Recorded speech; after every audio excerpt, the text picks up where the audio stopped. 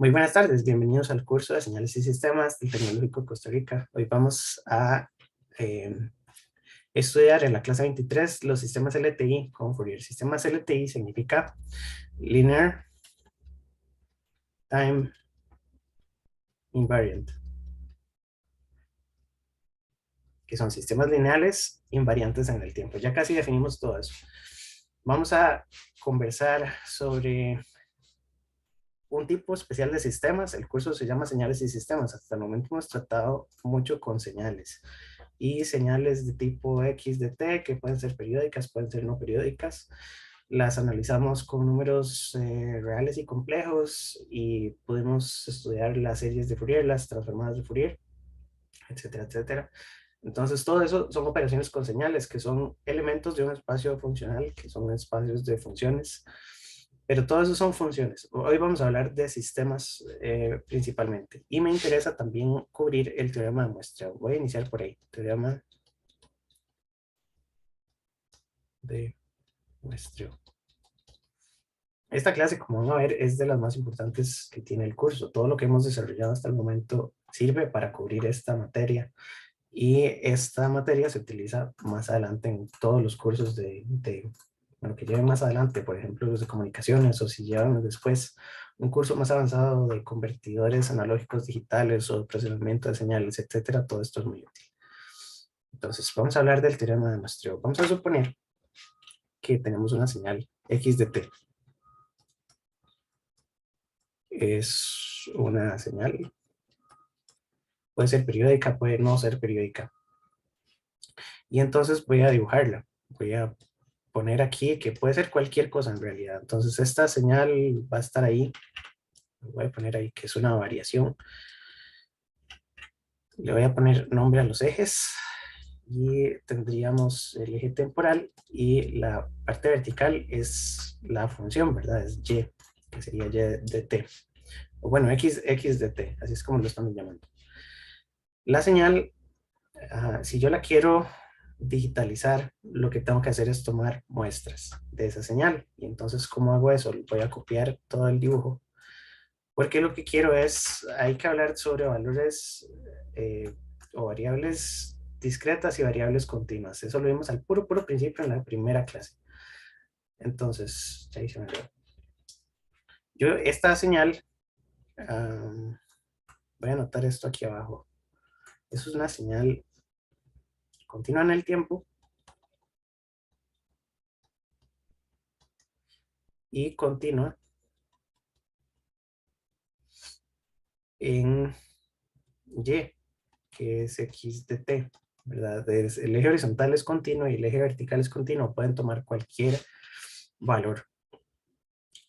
Entonces, para convertir esta señal a una señal digital, yo lo que necesito hacer es tomar, por ejemplo, si esto es x de t, esto yo lo pongo en un sistema. Un sistema, vamos a recordar definiciones, es un bloque que toma una señal de entrada, le aplica un procesamiento matemático de alguna forma y nos da una señal de salida. Entonces, a esta señal, lo primero que yo voy a hacer para poder digitalizarla y pasarla por un convertidor ADC, de hecho, lo que tengo que hacer es eso, pasarlo por un convertidor ADC. Lo que pasa es que el ADC tiene muchos bloques. No sé si ya han visto ADCs anteriormente, pero un ADC internamente, lo primero que tiene es un circuito que se llama Sample and Hold.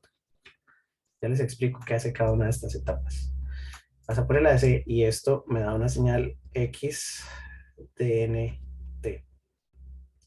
Entonces, esto sería XDNT si le aplico este procesamiento o este procedimiento.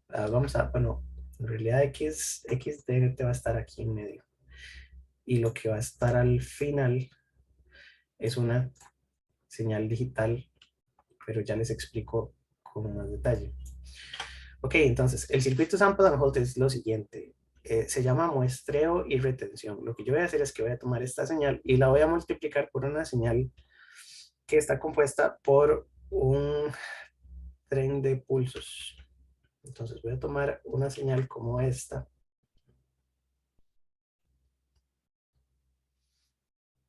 Y tiene que ser periódica. Entonces aquí tiene un montón de rectangulitos.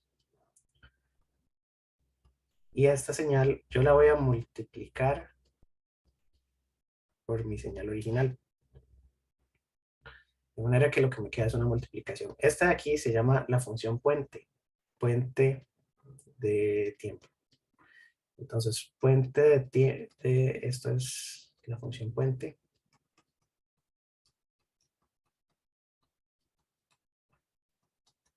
Tiene periodo t.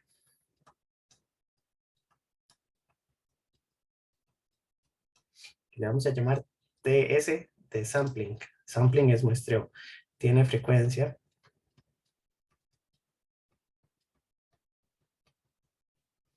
F sub s, que es 1 sobre ts. Entonces, aquí en esta gráfica tendríamos que poner que el periodo de muestreo es desde aquí hasta acá. Y entonces yo voy a tomar muestras. Se me ocurre, por ejemplo, cada 1 milisegundo. Entonces, cada 1 milisegundo tomo una muestra. Y en realidad se llama muestreo y retención porque esto va a mantenerse encendido durante cierto tiempo y después se va a apagar. Entonces, aquí tengo un pequeño tiempo, no sé, vamos a llamar tau, que es el tiempo donde pasa esto encendido. De hecho, la función tiene que parecerse mucho a un a un tren de deltas de Dirac. Entonces, lo que vamos a decir después es que esto es tau de ancho de la base y de altura tiene 1 sobre tau. Y entonces, si sacamos el límite, cuando tau tiende a 0 de la función p de t, en realidad p de t es una función que tiene un periodo. Entonces, deberíamos ponerle, eh, así está definido. Bueno, el límite de p de t cuando tau tiende a 0 es un tren de pulsos. Entonces esto se convierte en deltas de Dirac que están en t con un tiempo nts. Esto se entiende, ¿verdad? Esta función que está aquí es delta de Dirac centrado en t, perdón, que puede ser cualquier tiempo, y desplazado n veces, donde n es un número que pertenece a los números enteros, puede ser positivos o negativos. Entonces, esto lo que me da son un montón de deltas de Dirac espaciados ts, ¿verdad? Desde aquí hasta aquí hay ts, ts, ¿verdad? O básicamente lo que puedo decir es que este aquí está en 0, este está en ts, este está en 2ts, este está en 3ts, y eso es un tren de deltas de Dirac. Entonces, eso es lo que vamos a hacer más adelante. Ok, entonces, bueno, yo tomo esta señal verde que es la señal puente y la voy a multiplicar por esta otra que es la función original. Y eso lo que me va a dar son pedacitos de la función y en el resto de intervalos me da 0.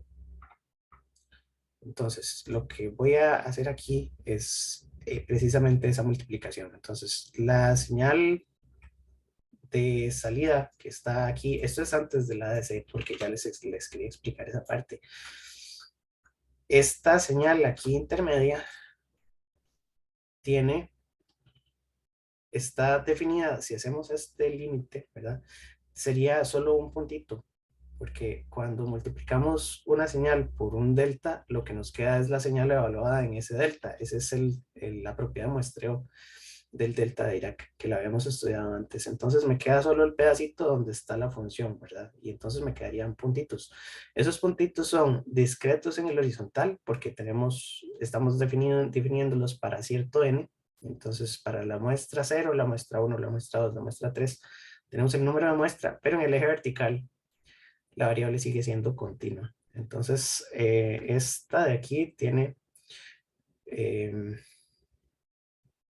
¿cómo puedo poner? La variable independiente es discreta y la variable dependiente es continua en este punto, ¿verdad? La original tenía variable independiente continua porque era todo t y la variable dependiente era y de t, también es continua. Entonces, en este diagrama de bloques, la señal de entrada tiene las dos variables continuas. Después de pasarla por este sistema, suponiendo que estamos muestreando con deltas de Dirac, entonces nos va a quedar la función evaluada en cada punto y solamente son puntos, ¿verdad? Entonces, ese conjunto de puntos es x de nt. Esta es variable independiente discreta porque está en función del n, que es un índice, pero la dependiente es continua. Y finalmente la ADC lo que va a hacer es que le va a asignar a este valor una representación digital. Eso lo vemos en cursos de maestría más adelante cuando hacemos los ADCs internamente. Y entonces la señal aquí de salida es una señal digital que le vamos a poner, no sé qué nombre le puedo poner a esto, es una señal, no sé, y de nt, que las dos variables, la variable dependiente, que es la salida, y la variable independiente, son discretas. Entonces, la función del ADC, el ADC internamente ya tiene el sample and hold, pero hay dos pequeñitos pasos que no sé si esos los vieron en el curso de integrados.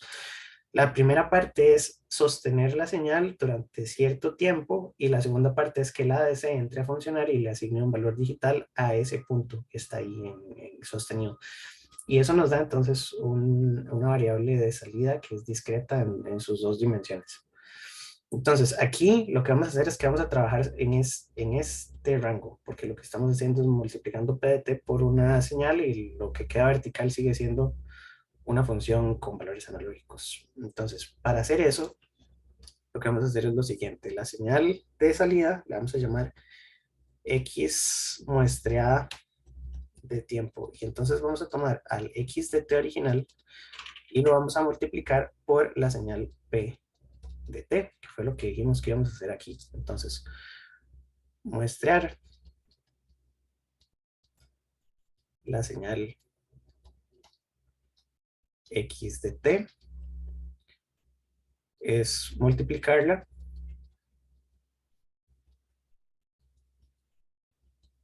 por P de T. Y ven que todavía no hemos tomado el límite, pero eso lo podemos hacer también después. Ok, entonces ya esta es la multiplicación. Ahora, como P de T es una señal periódica, porque es una función rectangular que está replicada en el tiempo, es una señal periódica, entonces tiene que tener una serie de Fourier. Y entonces x de s sería x de t por una serie de Fourier. La serie de Fourier es la sumatoria desde k igual a menos infinito hasta más infinito de unos coeficientes que los vamos a, eran ck's, pero vamos a llamarles p sub n, porque son los coeficientes de p. Entonces, esto va a multiplicar por la exponencial compleja, que sería a la menos j omega 0 k t. El omega 0 es importante porque es la frecuencia fundamental de estas señales con las que queremos expresar la serie de Fourier, que de hecho para poder escogerlo, en realidad no puede escoger cualquier omega, pero sería muy útil escoger un omega que sea la misma frecuencia de la señal original. Entonces podría ser la frecuencia de muestreo, ¿verdad? Esta podría ser la frecuencia de muestreo, solo que aquí la definimos en términos de Hertz y aquí tendríamos que ponérsela en términos de radianes por segundo. Entonces no importa, vamos a ponerle omega S, que es omega de muestreo, que en realidad puede ser cualquier otro omega, ¿verdad? Nada más que por conveniencia le podemos poner S. En el libro siguen usando omega 0, entonces vamos a quedarnos con omega 0, porque puede ser cualquiera. Ahora, esta representación de serie la vamos a poner XS de T, y entonces, para ver qué es lo que estamos haciendo, yo tengo una función y la estoy multiplicando por una suma, A más B más C más. Obviamente no son A más B más C, no son constantes, pero la idea es que tiene un montón de términos, tiene infinitos términos. Esto es lo mismo a que hacer A por X de T más B por X de T más C por X de T. Esta es la propiedad de linealidad, ¿verdad? Y entonces el producto de una suma es la suma de los productos, y entonces por eso vamos a meter a X de T en la función. Entonces tenemos desde K menos infinito hasta más infinito de P sub n por X de T por esta exponencial J omega 0 KT. Ok, y entonces aquí tenemos una serie que tiene una función dentro, ¿verdad? Y esta función de T tiene aquí una exponencial compleja. Resulta que en series de Fourier habíamos visto, voy a abrir aquí tal vez el formulario, que por propiedades de series de Fourier, series y transformadas son muy parecidas. La serie de Fourier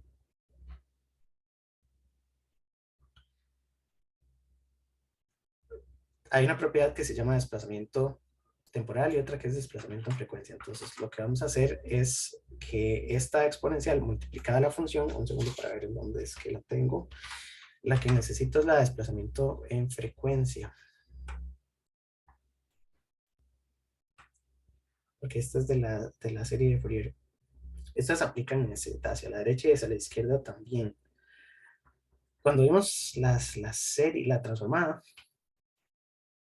el desplazamiento en frecuencia es que si yo tengo x de t y lo multiplico por esta de aquí, esto lo que me da es que en la transformada tengo un desplazamiento de frecuencia. Entonces, aquí lo que vamos a hacer es, bueno, precisamente para usar Fourier, vamos a sacarle la transformada de Fourier a esto que quedó.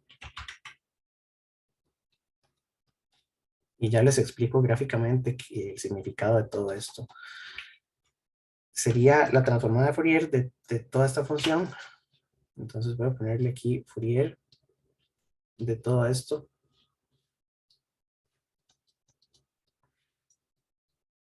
T sub n, solo para hacer todos los pasos, L j omega 0k, ¿sí?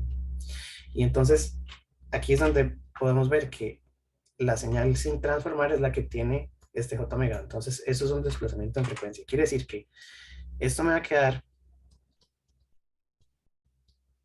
xs de t como la... también por las propiedades yo puedo hacer esto como una suma de términos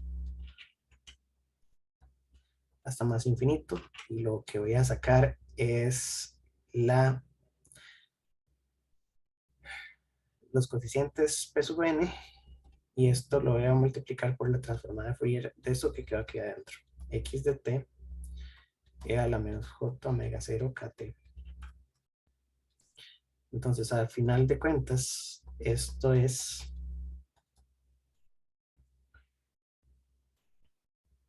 perdón, y aquí ya aquí tomé la transformada, entonces todos estos son j omega.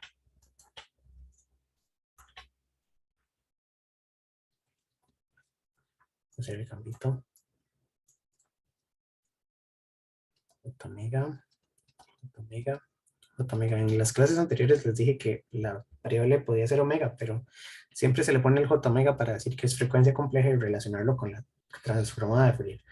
Entonces, esto que está aquí, dijimos que va a tener una,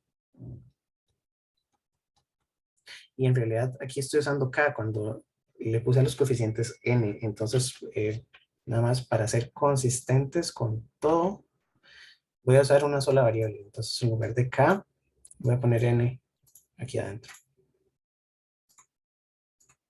Perdón, son muchas correcciones, pero como lo estamos haciendo rápido, entonces es j omega 0 nt porque la variable es n, y esto es desde n igual a menos infinito hasta más infinito, desde n menos infinito hasta infinito, nt. Es lo mismo. Y entonces n menos infinito hasta infinito, hasta más infinito. Todos los p sub n por estas de aquí, que son, no es otra cosa que la transformada de x, perdón, de x de t, pero con este desplazamiento en frecuencia. Entonces, esto sería j omega menos, si vemos esta de aquí, si esta es positiva, esta me da negativa. Entonces, en este lo tengo al revés. Y un segundo, también una última corrección es que la serie de Fourier es positiva. O tiene aquí el exponente positivo. Esa la vemos de por aquí atrás, la serie de Fourier es la sumatoria, está aquí atrás, muy atrás, no sé hace cuántas clases. La serie de Fourier es la sumatoria esta, con las potencias positivas. Entonces, este menos está aquí sobrando.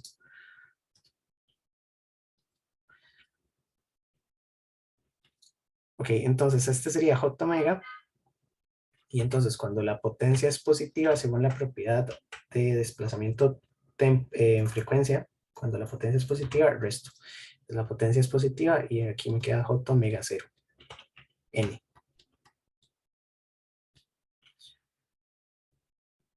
Ok, entonces esto va a ser muy importante. Yo sé que es mucha matemática, pero ahorita se ve.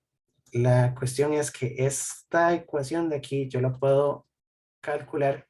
Obviamente n tiene que pasar desde menos infinito hasta infinito y pasa por cero, ¿verdad? Entonces hay un punto donde tengo x de cero multiplicado por p sub cero.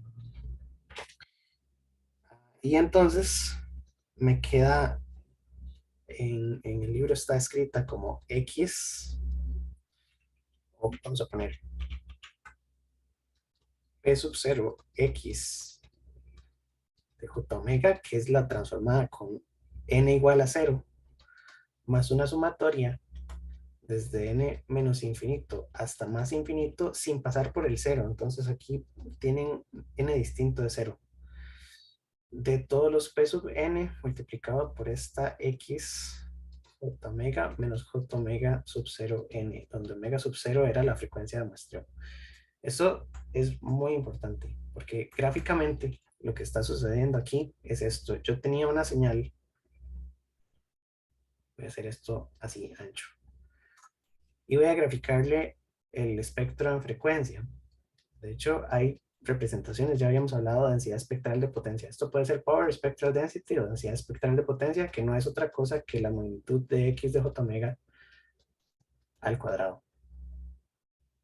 Entonces, para ir acostumbrándonos a esos conceptos, voy a graficar aquí la densidad espectral de potencia, que viene siendo el cuadrado de todos estos coeficientes, ¿verdad? Sería esta al cuadrado, luego los demás coeficientes, etcétera. Resulta ser que si yo tenía una señal original X en el tiempo y esa señal era, no sé, se me ocurre, para poner el caso más sencillo, una senoidal pura. Entonces, la transformada en una senoidal pura, o un coseno tal vez, que es un poco más fácil porque tiene, el coseno es par. Entonces, bueno, da igual porque esta es la densidad espectral, entonces el seno y el coseno, como es la magnitud del cuadrado, los dos me van a dar positivos. Entonces, si tenía una señal de 1 kHz, bueno, en realidad no podría decir 1 kHz porque hace un tiempo les dije que muestraba 1 milisegundo. Ya vamos a ver esto. Digamos que esta es la señal original, f sub 0 de 1 kHz.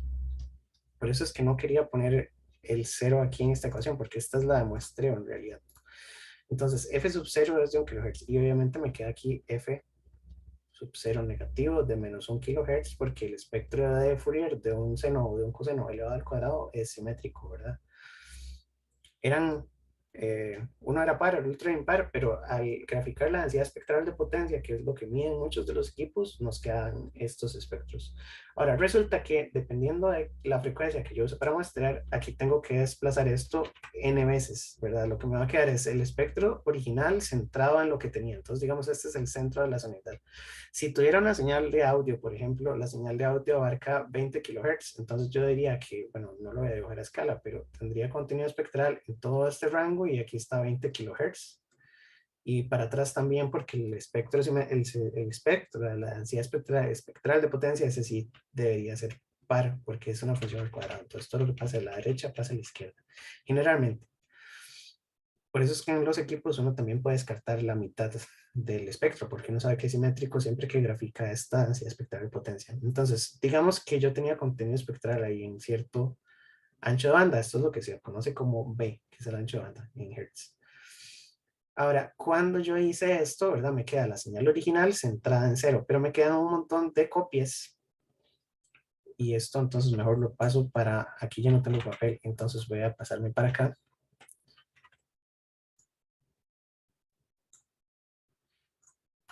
Porque según esto, yo tengo que,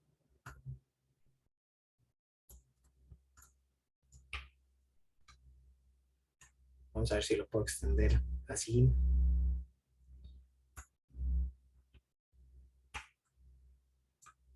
Tengo que ir replicando este espectro en múltiplos de la frecuencia de muestreo. Entonces, también para no hacer enredos, voy a llamar a cada una de las cosas por su nombre y este omega 0 le voy a poner que es la frecuencia de muestreo porque es la frecuencia de la señal del tren de pulsos, que es básicamente lo que estaba haciendo antes. Entonces a esta le voy a poner omega S, omega S, omega S, que es diferente del contenido espectral de la señal original. Y entonces ven que hay un omega S que está multiplicado por n, y entonces el espectro es el mismo, pero desplazado n veces, y esto son un montón de sumas. Entonces, eso significa que yo tengo que copiar esto y tengo que pasarlo aquí a donde está la frecuencia de muestreo, f sub s. Luego voy a poner estos cuantos cuadritos son, voy a poner que sean 8 exactamente.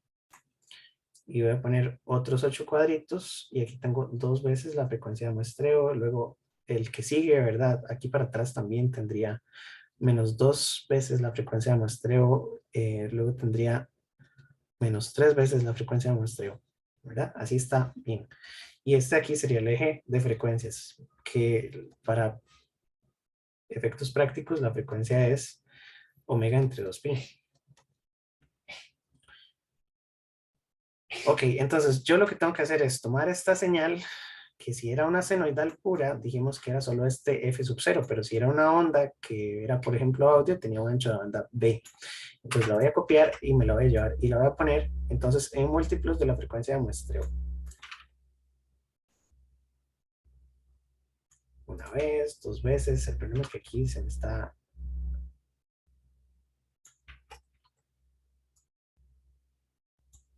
llenando mucho de información en esta gráfica. Pero lo que tiene que verse es que alrededor de la frecuencia de muestreo van a aparecer réplicas. Esto se llama aliasing.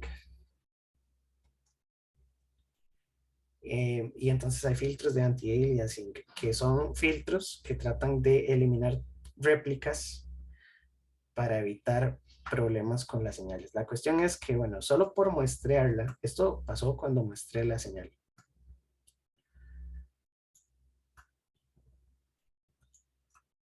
Y una forma fácil de verlo es la siguiente, para ampliar un poquito este concepto de muestreo.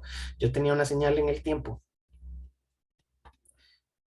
y esta es x de t, y x de t digamos que es una señal que era sencillita, digamos así. Entonces resulta que yo la muestré y tomé muestras aquí en estos puntitos. Voy a dibujar los rellenos para decir que son puntos cerrados. Estas son las muestras. Ya con solo eso yo muestré la señal. Ahora la cuestión es que estas muestras yo las pude haber tomado a cierta frecuencia. Y entonces aquí tengo T1, T2, T3, T4, etcétera. Y entonces el tiempo entre cada muestra es el tiempo de muestreo, el periodo de muestreo.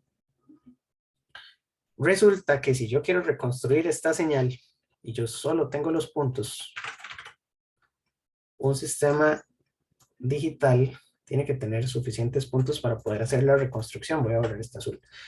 ¿Cuántas señales pueden pasar por esos puntos? Obviamente va a pasar la señal azul porque es la señal original, pero el sistema digital no sabe que esa es la señal original. Puede hacer ahí interpolación y otro montón de cosas, pero hay infinitas señales que pasan por estos puntos, porque digamos que yo tenga una señal que haga esto. Es que me va a quedar muy rara, o así digamos. Es una señal que combina varias cosas, tiene una frecuencia ahí rara, diferente, pero todos los puntos de esa señal tocan. Entonces, básicamente eso es una reconstrucción, y el problema es que esta señal tiene otras frecuencias, tiene contenido espectral de otras frecuencias, y esta evidentemente no es la señal original, pero está implícitamente ahí metida. Por eso es que el espectro se replica, porque tiene la señal original, pero tiene infinitas otras señales que pueden pasar por ahí con múltiplos de la frecuencia de la señal original. Entonces la cuestión es que existen, voy a poner esto aquí, existen infinitas señales que pasan por esos puntos. Puede ser la misma señal con una señal alterna con una frecuencia que sea múltiplo de la original, y ya esa cumple.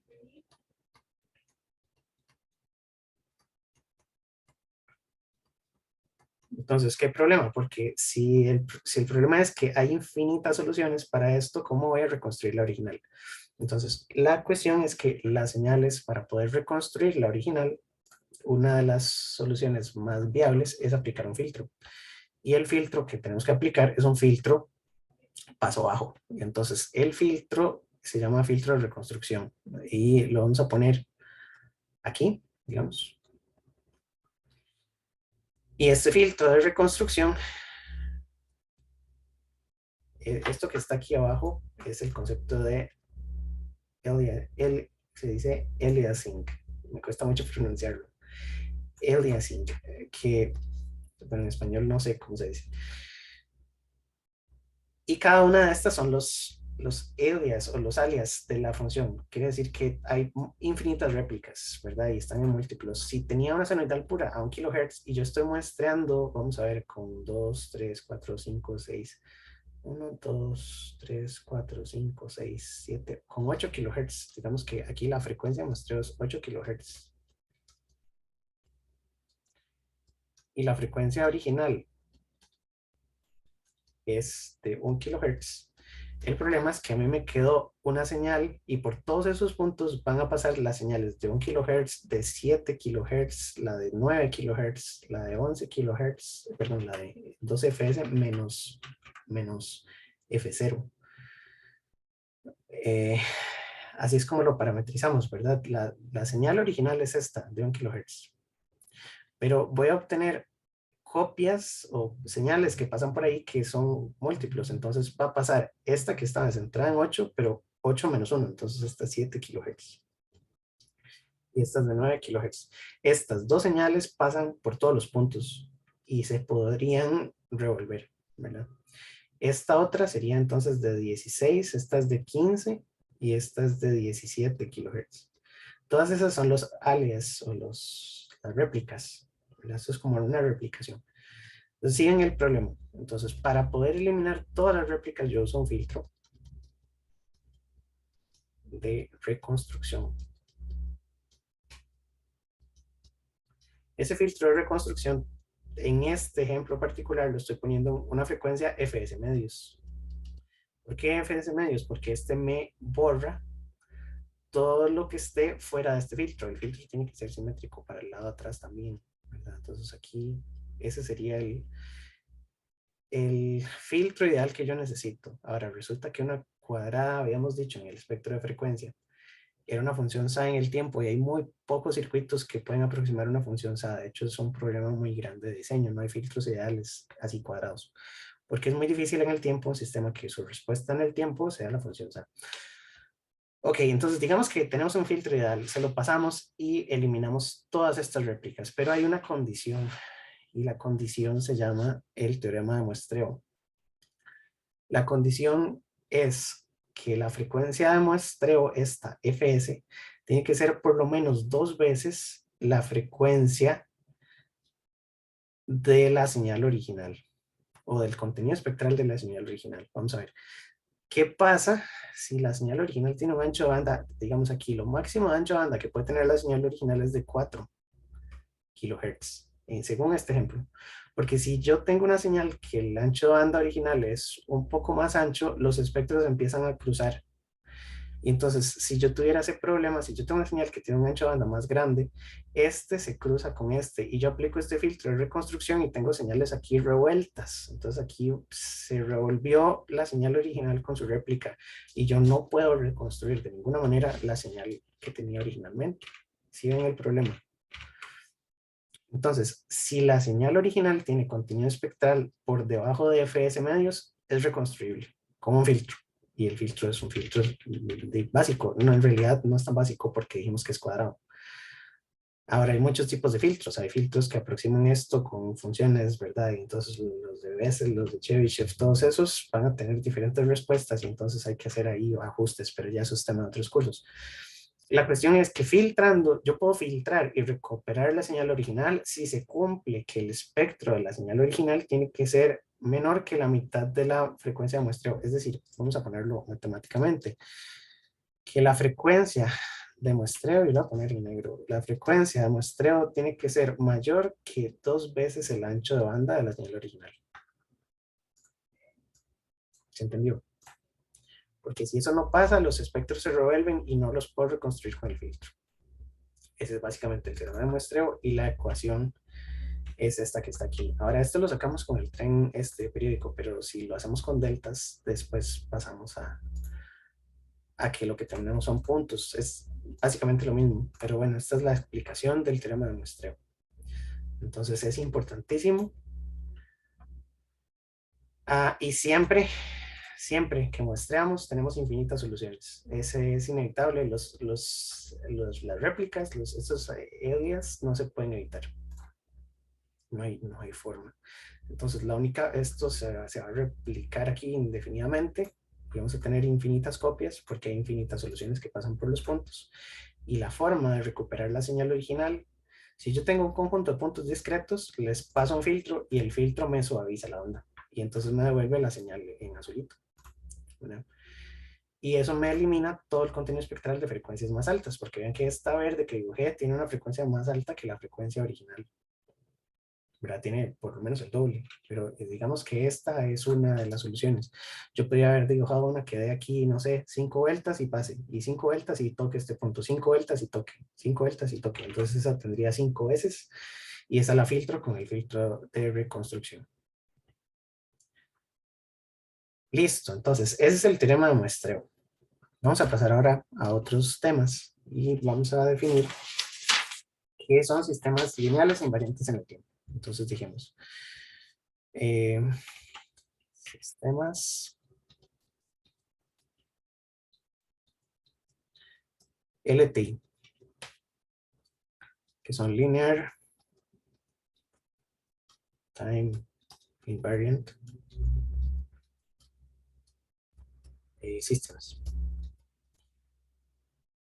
Entonces dijimos que un sistema es un bloque que lo podemos describir por una función. En el libro viene la función tau mayúscula, que tiene una entrada o varias entradas, no importa, que tiene una entrada y tiene una salida.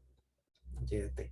Entonces el sistema va a transformar una entrada en una salida y le va a hacer algo. Hay sistemas físicos, eléctricos, mecánicos, hidráulicos, de muchos tipos, y sistemas que combinan tipos diferentes de energía, ¿verdad? Entonces un motor eléctrico, por ejemplo, puede transformar energía mecánica en energía eléctrica en energía mecánica, pero hay muchos otros tipos de sistemas. Los sistemas entonces están definidos por tau, que es una función que vamos a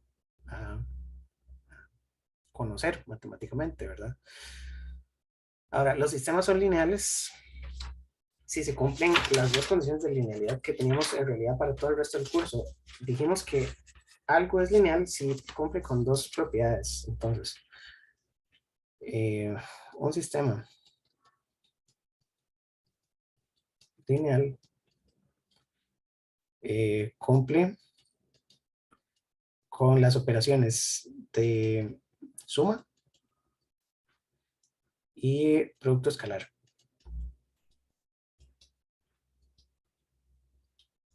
En los términos de un montón de propiedades que habíamos visto antes, que tiene que ser distributivo, asociativo, etcétera, ¿verdad? Entonces, para verificar si yo lo que puedo decir es que y de t va a ser igual a la operación que le hace el sistema a la entrada. Este operador tau mayúscula no es la transformada de Fourier ni nada así por el estilo. Vean que tengo tiempo de los dos lados. Es solamente una operación matemática sobre esta que está aquí. Entonces tau puede, por ejemplo, ser el operador de derivadas, o tau puede ser una función matemática también. Y entonces hay sistemas que son lineales y sistemas que no son no lineales. Para poner ejemplos, entonces diríamos que un sistema lineal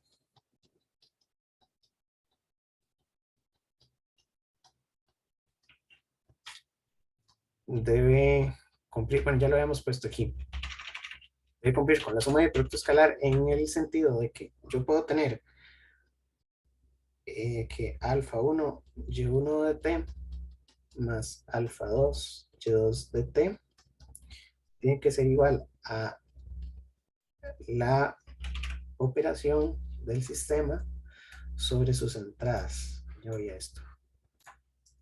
Y las entradas serían entonces alfa 1 x1 de t más alfa 2 x2 de t.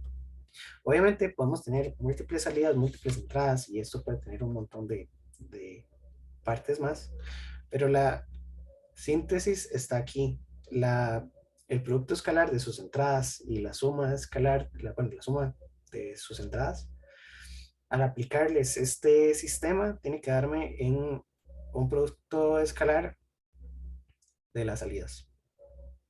Y la forma más fácil de representar esto es con circuitos eléctricos, en lo que ya conocemos como el teorema de superposición.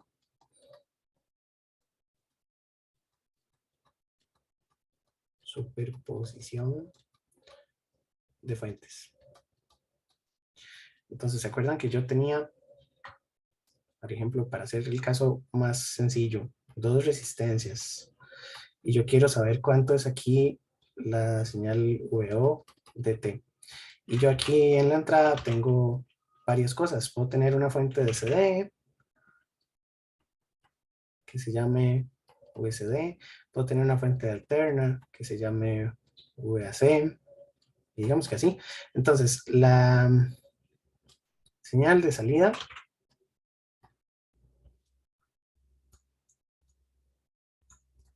tiene que ser una combinación lineal de las entradas. Y si eso se cumple, entonces es un sistema lineal, ¿verdad? Aquí podríamos poner R1 y R2, y entonces sabemos que VO de T va a ser entonces el divisor de tensión de la fuente VCD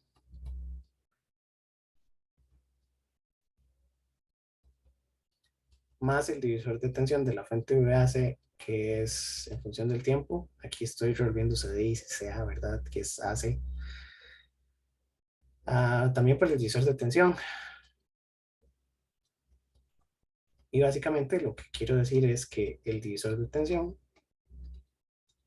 aplica para las dos entradas. No me le sea. ¿Verdad? Entonces, si yo puedo hacer esto y puedo darle vuelta a los operadores para todo lado, tengo un sistema lineal. Hay sistemas que son lineales y hay sistemas que no son lineales. Este de aquí sí es un sistema lineal. Voy a ponerlo todo en un solito. Entonces, como esta y esta son iguales, es un sistema lineal. Ahora, en el libro vienen algunos ejemplos. Entonces, uno de los ejemplos que usan es si el sistema lo que hace es que deriva lo que tiene la entrada. Entonces vamos a poner que el sistema es el operador derivada con respecto al tiempo. Y aquí tenemos una señal x de t, que entonces toma lo que tiene la entrada, lo deriva y eso es lo que da en la salida, y de t. Si el sistema cumple con que es lineal, entonces yo debería poder hacer un bloque en este sentido, en el sentido de que si tengo dos entradas, por ejemplo, yo las puedo multiplicar por un escalar y les aplico el sistema y eso me da lo mismo que hacer la operación al revés y que transformar primero las entradas, después escalarlas y después sumarlas. Entonces el orden no debería afectar. Y con eso podemos demostrar si una señal es lineal o no, es un sistema, perdón, es lineal o no es lineal. Entonces vamos a poner aquí ejemplo.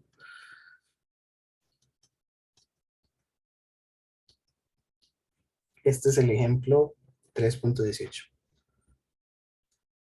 Entonces vamos a determinar o indique si el sistema es lineal o no. Entonces lo que tenemos que hacer es básicamente eso, hacer combinaciones lineales de este sistema y ver que todas cumplan. Entonces lo que podríamos hacer es lo siguiente. Vamos a tomar x1 de t. Lo vamos a multiplicar por un escalar, alfa 1. Lo vamos, es que está muy bonito el diagrama de bloques en las clases del profesor Pablo, ya casi hacemos el diagrama de bloques. Pues voy a multiplicar la entrada por un escalar. Después voy a multiplicar otra entrada por otro escalar. las voy a sumar y a esto le voy a aplicar la función del sistema. Entonces, básicamente, lo que estoy haciendo en matemática es que aquí la salida me queda como y de t es igual a la función del sistema, que sería el operador de derivada de la suma de dos cosas, que sería alfa 1 x1t más alfa 2 x2 de t. Esta es una combinación lineal. Ahora yo puedo hacer otra y puedo hacerlas en orden diferente. Entonces, digamos que voy a tomar cada una de las entradas, les voy a aplicar la operación del sistema primero. Después de aplicarle la operación del sistema, los voy a escalar por una constante, que sería alfa 1 y alfa 2. Esto es un operador de ganancia y después los voy a sumar. Si estas dos cosas me dan lo mismo, el sistema debería ser lineal porque yo tengo combinaciones lineales. Entonces, básicamente, en matemáticas lo que estoy haciendo es que primero tengo cada una de las funciones. Aquí me falta un espacio porque tengo que tomar las derivadas, ¿verdad? La operación la voy a poner aquí. Entonces voy a poner d de t.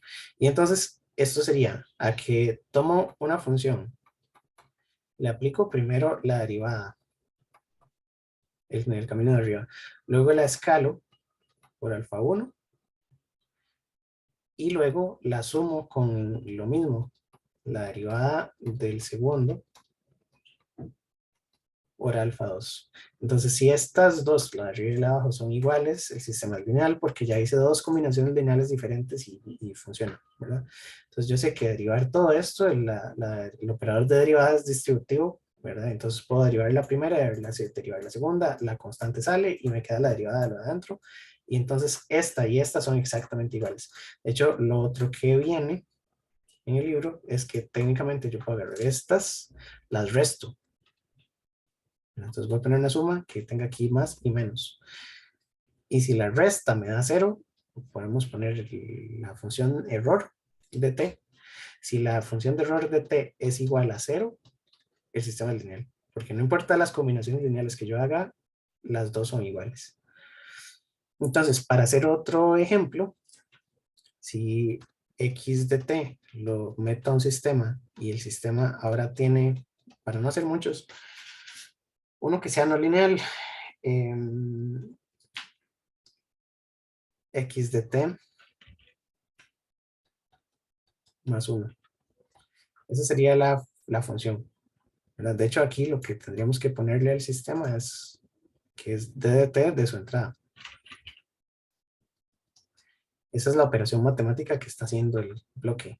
Y esta sería que y de t es x de t más 1. Entonces, para hacer este mismo diagrama y hacer dos posibles combinaciones lineales, no son las únicas, ¿verdad? Uno puede hacer esto en cualquier orden, pero debería llegar al mismo resultado. Entonces, por el lado de arriba, lo que yo tendría que hacer es multiplicar una constante por la función, después aplicarle el bloque y después, perdón, aplicarle primero el escalar, producto escalar de x de t, luego sumarlas y luego aplicarles la función del bloque, que es el sistema. Y eso me va a dar algo. Entonces, ¿qué me da la primera? La primera me da que y de t, que sería lo que tenemos aquí en este puntito, sería igual a aplicarle la función, que la función es tomar esto que viene del bloque anterior y sumarle 1, que es la entrada. La entrada es esto que viene por aquí, ¿verdad? Y esa entrada es la suma de dos cosas, que es la combinación lineal de alfa 1 x1 de t más alfa 2 x2 de t. Entonces, debería ser igual a hacerlo por el otro camino y hacer la combinación lineal al revés. Entonces, x1 de t la voy a hacer primero y entonces aquí me queda x1 de t y le voy a sumar 1 porque es la función del bloque.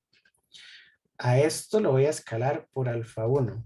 y después voy a sumarlo con x2 de t con la función del bloque por alfa 2. Esta y esta no son diferentes, ¿verdad? Porque para que sean iguales, bueno, tengo que distribuir y entonces me queda que alfa 1 x1 más alfa 2 x2 cumplen porque se mantienen, pero el resto es que este 1 es diferente del alfa 1 y el alfa 2 que quedaron aquí afuera, ¿verdad? Si yo expando esto me queda, eh, para hacerlo más explícito, alfa 1, x1 de t, más alfa 2, x2 de t, más alfa 1, más alfa 2. Entonces, este pedacito y este pedacito no son iguales y por lo tanto no es un sistema lineal.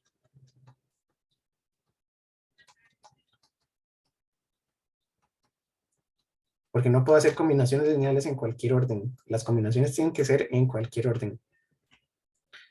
Y básicamente eso es. Entonces, independencia, bueno, sistemas lineales es eso. Ahora vamos con invariancia en el tiempo. Y eso se hace parecido. Entonces voy a abrir otra página. Sistemas invariantes en el tiempo. Decimos que un sistema es invariante en el tiempo si no importa, vamos a dibujar aquí un sistemilla. Tiene una entrada y tiene una salida. Es un sistema genérico. Entonces, si yo le aplico una entrada y el sistema produce una respuesta, y esa respuesta es independiente del instante en el que yo se lo apliqué, digamos que yo tengo una cajita y la tengo por ahí puesta, y yo a esa cajita, no sé, hoy le aplico un impulso en la entrada y mañana le aplico el mismo impulso en días diferentes o en tiempos diferentes, me tiene que dar exactamente la misma respuesta. Eso también se puede ver de la siguiente manera. Voy a hacer aquí una gráfica. Si, vamos a hablar también de respuestas al escalón y respuestas al impulso.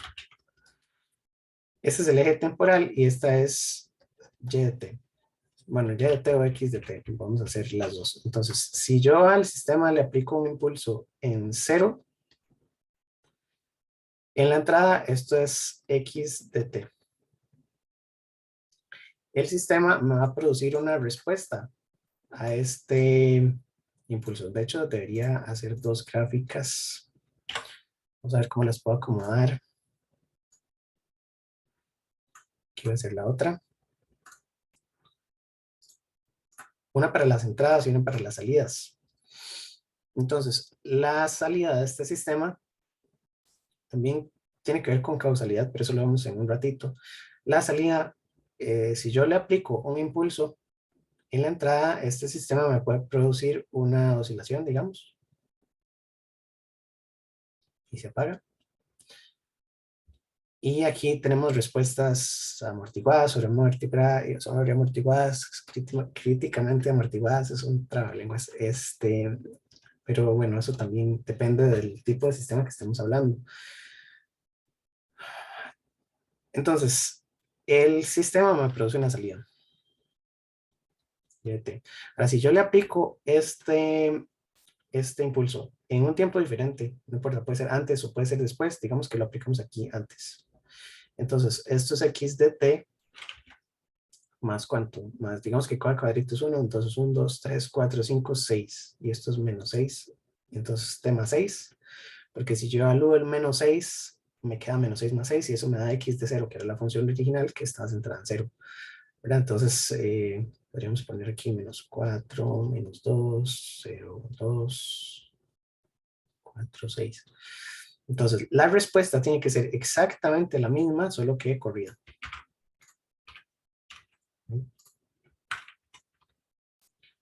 Si eso se cumple, el sistema es, y entonces esta sería y de t más 6.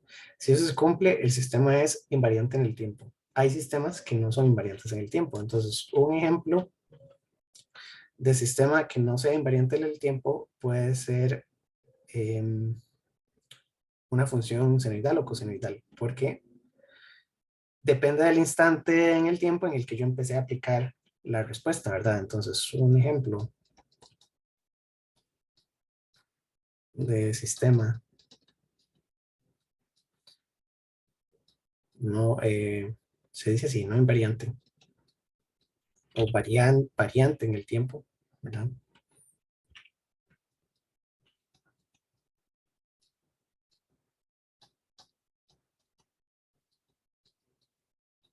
Es la función y de t es igual al coseno de omega t. Porque entonces, si yo empiezo y le aplico una señal que empiece en t0, el coseno me va a dar una cosa. Pero si yo empiezo en otro t que no sea t0, digamos t menos un tau, el sistema puede dar cualquier otra cosa y entonces este sería un sistema que no cumple con esto, ¿verdad? Un sistema, este sí es invariante en el tiempo. Me tiene que dar lo mismo, solo que desplazado. Matemáticamente, entonces, hay algunos ejemplos que de hecho en la clase de Pablo se usan estos mismos. Entonces podemos hacer el operador de derivadas y entonces poner que x de t está por aquí y aquí tenemos la derivada de la entrada.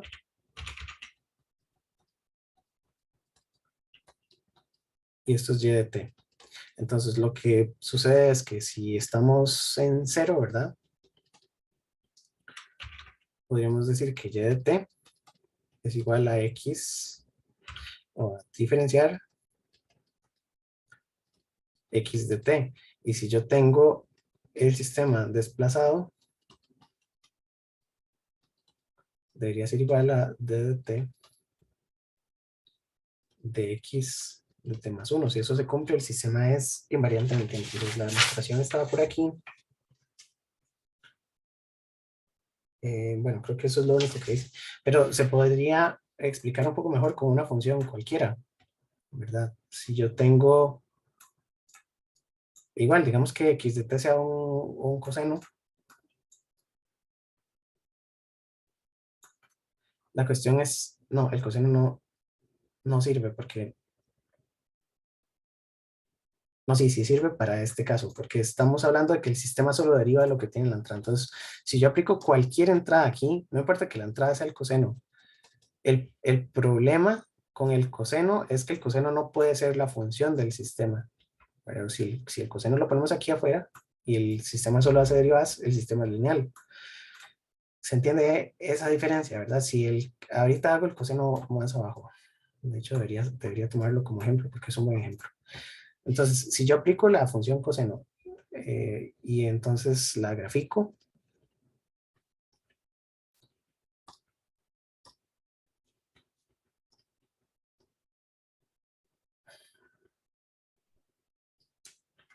vamos a ver, segundo. Y es que como estoy al borde del margen, esto me limita un poco el movimiento. Vamos a centrarla aquí. Y entonces, si x de t es el coseno de omega t, pongámosle, entonces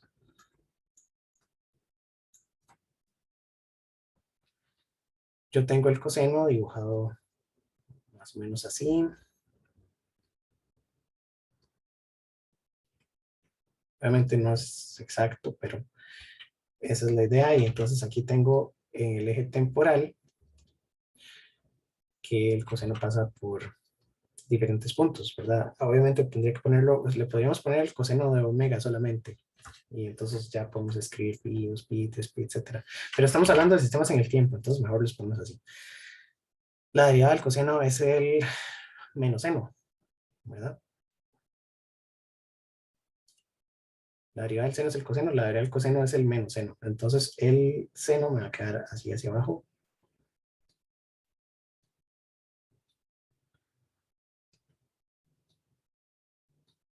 Entonces esto es y de t. que es menos seno de omega t. Bueno, aquí me queda el omega, ¿verdad? Entonces, tendría que multiplicarlo por la derivada de lo de adentro, que es por omega. Aquí tengo un problema. No, pero no importa, sigue siendo invariante. Porque, no, pero es que se me desarma. Solo pongamos el de t.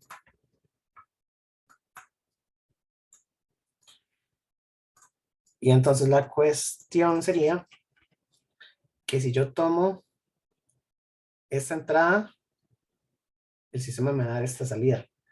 Si yo desplazo la entrada, digamos este coseno, lo corro los cuadritos, la salida también se corre, ¿verdad? No hay forma de que no se corra a la misma distancia, excepto que tenga un omega, ¿verdad? Ese es el problema.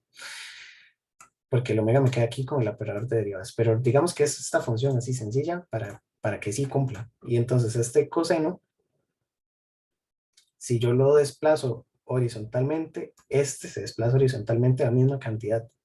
Y entonces sería un sistema invariante en el tiempo, ¿verdad? Lo que les decía del sistema invariante en el tiempo con la función coseno es cuando yo tengo la función de coseno en el bloque. Si lo tengo en la segunda posición. Entonces, por ejemplo, que aquí yo tenga una entrada y que aquí tenga el coseno adentro del bloque. Porque ahí sí va a depender de en qué momento empiezo a aplicar la entrada. Ya les explico. Eso sería el coseno de x de t. Entonces, la cuestión es que el coseno no es una función que varía, ¿verdad? Y entonces, la entrada me va a producir una salida, pero no es la misma salida si yo tomo diferentes tests, porque puedo empezar a poner mm, no sé cómo explicar esto. Si por ejemplo, pongo aquí un impulso, depende del valor en el que tome este coseno, depende del valor en el que yo evalúe este coseno, así me va a dar una respuesta diferente. Creo que ese sí lo puedo lograr. Mm, Lo que tengo que tener es el coseno en alguna parte.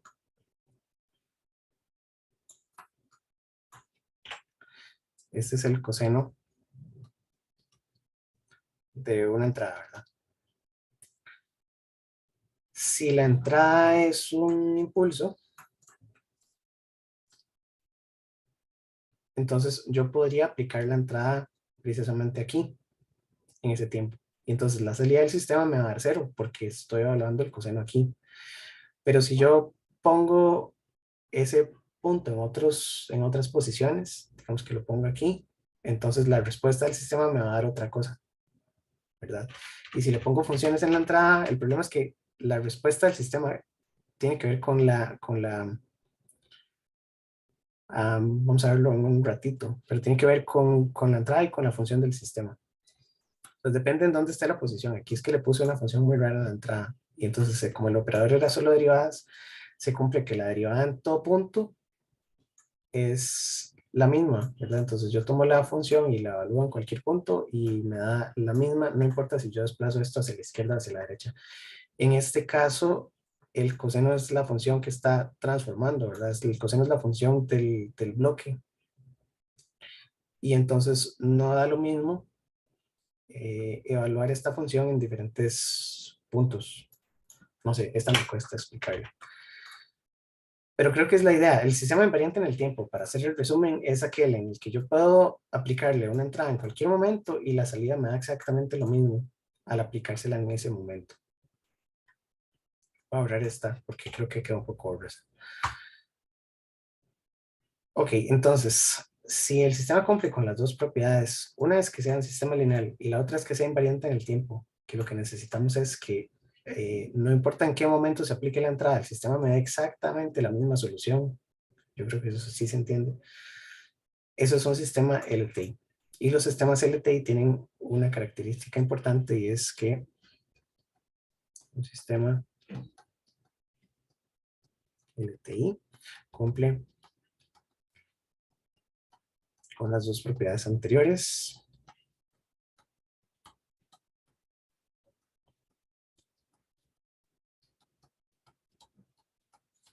Y tiene una característica importante que es que la salida de un sistema LTI, vamos a generalizarlo de esta manera.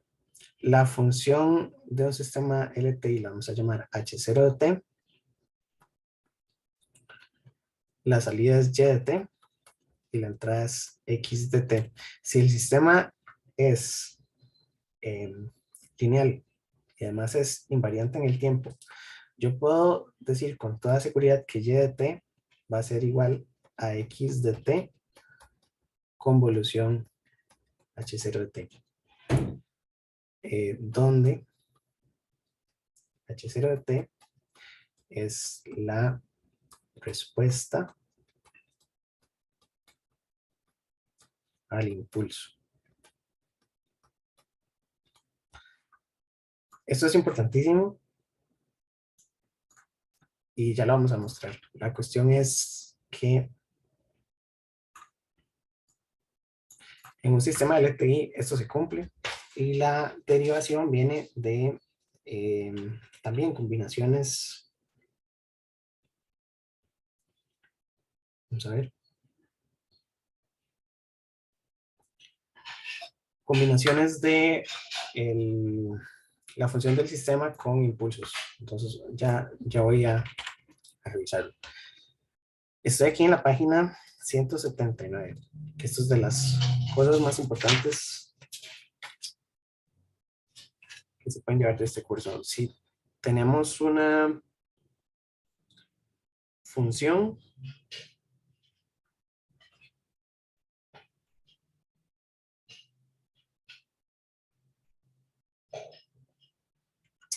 vamos a ver. Si yo tengo una función de entrada y la función es un rectángulo, digamos que está ahí centrado, solo que aquí quiero que sea función. Entonces le voy a poner esto, esta, y cero en el resto. Ah.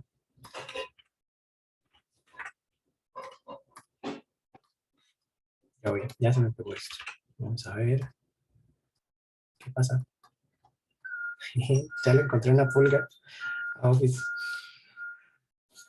Un segundo.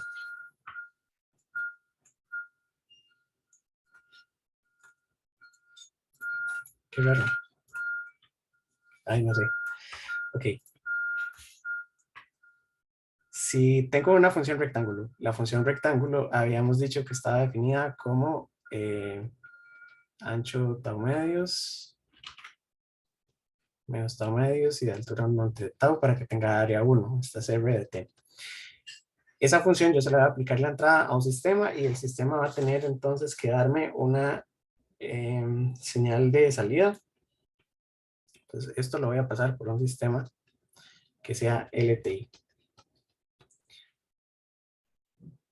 El resultado de esta operación me va a dar entonces una respuesta. La respuesta puede tener cualquier forma, depende de la característica o de las ecuaciones que tenga el sistema y de lo que esté haciendo. Entonces hay muchos sistemas donde ya les había dicho, la señal me va a dar entonces aquí una respuesta. Y a esto le vamos a llamar H0 de t, porque es la respuesta del sistema a un impulso en la entrada. Y dijimos que el sistema era invariable en el tiempo, entonces no importa en qué tiempo yo le aplique esta señal, ¿verdad? Puedo aplicarlo desplazada hacia la izquierda a la derecha, esta respuesta siempre va a ser igual. Esta respuesta es importante porque me define al sistema, es una característica de este sistema. Entonces, la cuestión es que si yo tengo cualquier otra entrada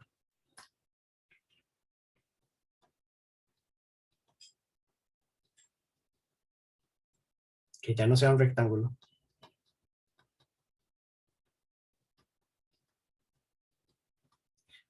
Y voy a copiar aquí tal vez esto con qué es lo que vamos haciendo. Entonces, si aplico una entrada de impulso rectangular.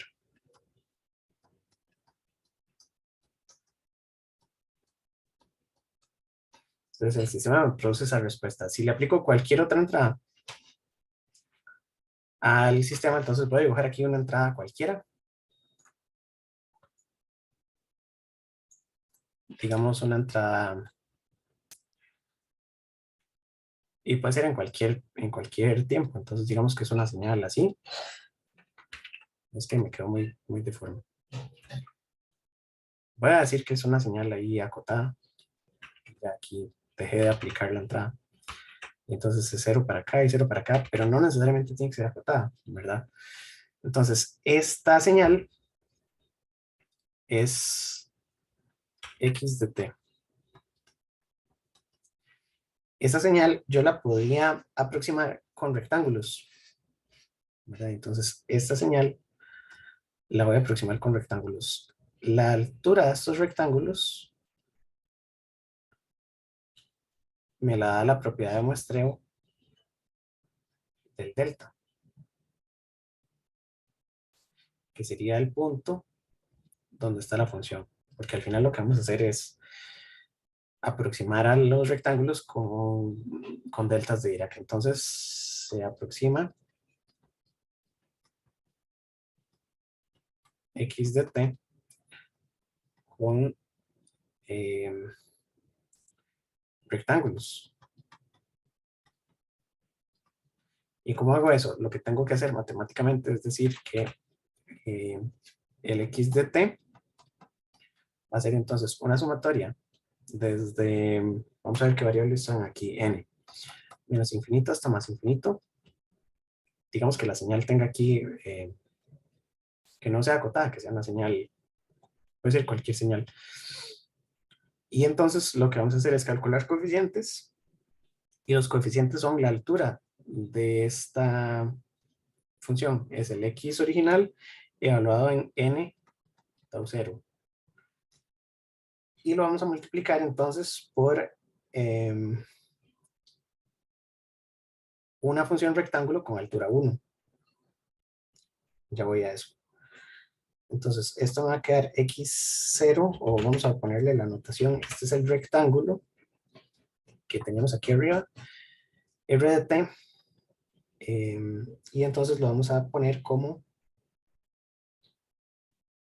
t menos n tau 0. Y a este lo voy a multiplicar por tau 0 y ya voy a eso. La cuestión es que esta función era la función rectángulo, que tenía una altura 1 entre tau. Y entonces si digo que tau 0 es el ancho del rectángulo, al multiplicarlo por tau 0 me queda un rectángulo con altura 1. Entonces esto es un rectángulo normalizado, digamos. Esta parte de la derecha es un rectángulo normalizado. Es un rectángulo de altura 1. Voy a poner que rectángulo, y son varios, de base tau 0 y altura 1 entre tau 0 por el tau 0 que estoy multiplicando aquí afuera. Es altura 1. Y estas alturas, ¿verdad? Si ya la base es 0 y la altura es 1, lo estoy multiplicando por una constante, que es la función evaluada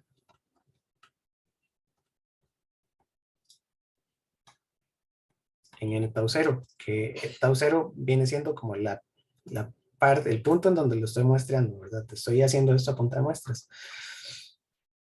Entonces, cuando yo tomo los límites, ¿verdad? Si quiero hacer esto infinitesimalmente pequeño, bueno, antes de eso, cada uno de estos rectángulos es independiente entre sí, tienen independencia lineal, porque el sistema es linealmente independiente. Entonces, cada rectángulo me va a producir una señal de salida. Entonces, yo lo que tendría que hacer es que la salida, voy a hacer aquí un intento de gráfica. esta la voy a copiar. La salida entonces va a ser muchas de estas funciones desplazadas en el tiempo por ese valor y con alturas diferentes, que son las diferentes respuestas que me da este circuito, ¿verdad? O este sistema en realidad.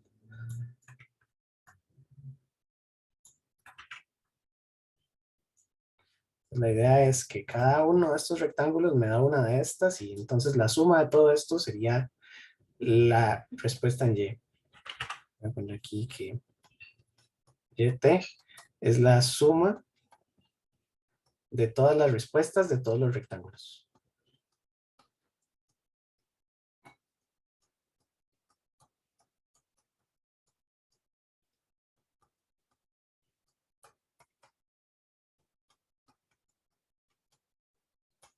Porque tienen independencia lineal y tienen invariancia en el tiempo. Entonces no importa en qué tiempo se los aplique, todos me van a dar una respuesta que es básicamente la misma, que tiene que ver con h de 0, que dijimos que era la respuesta a un solo rectángulo. Entonces h de 0 es la respuesta de un solo rectángulo y yo sé que si copio ese rectángulo un montón de veces me va a dar diferentes respuestas, todas escaladas.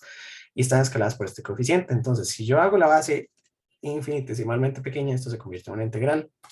Entonces si tau 0 tiende a 0, la integral que queda es que x de t es igual a la integral, voy a ponerlas en negro. X de t sería la integral desde menos infinito hasta más infinito de esta, que sería la función x evaluada en el punto, y eso lo puedo expresar en términos del teorema de muestreo. Entonces puedo decir que esto es x de tau, y la parte de la derecha es x evaluado en tau, que es el tau en el que estoy evaluando, ¿verdad? Porque nt0 con tau 0 tendiendo a 0, se me convierte tau 0 en un diferencial, y dijimos que n por tau 0 era recorrer todo el eje horizontal en incrementos enésimos, bueno, n, entonces es un continuo, ¿verdad? Por eso es x de tau, porque tau, vamos a ver, tau es n de tau 0. Porque tau 0 se convierte en un diferencial y está multiplicado por números enteros, entonces eso se convierte en una variable continua.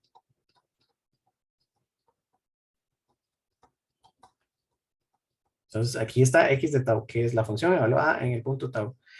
Y lo de la derecha son rectángulos de base en tau 0, o sea, base 0 y de altura, lo que queremos es que el área sea 1. Entonces esta de aquí se convierte, bueno, este de aquí se convierte en el diferencial. Y esta de aquí ya tiene la altura 1 sobre tau. Entonces este de aquí es el delta. Y este es el delta de t menos n tau. Perdón, el n se va, porque estamos haciendo la variable continua. Entonces esta primera es importante porque lo que nos dice es que es la función convolución con un diferencial. Por definición, perdón, con un delta de Dirac. Entonces, la función convolución con el delta de Dirac me va a dar la función evaluada en cada uno de los puntos por donde voy recorriendo. Entonces, cuando resuelvo esta integral al final, y según el teorema de muestreo, esto me tiene que dar x de t, porque x de t convolución con este delta me tiene que dar todos los puntos de la función original por teorema de muestreo. Eso significa, aquí estamos viendo que esta convolución con este elemento me da el elemento original. Entonces aquí lo que se dice es que el delta de Dirac es el elemento neutro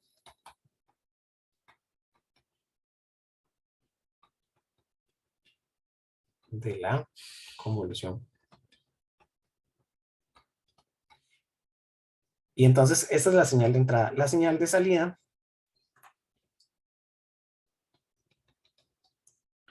tiene que ser la convolución de la entrada del sistema con la respuesta al impulso. Entonces, esta que está aquí, convolución con la respuesta al impulso, me da la salida.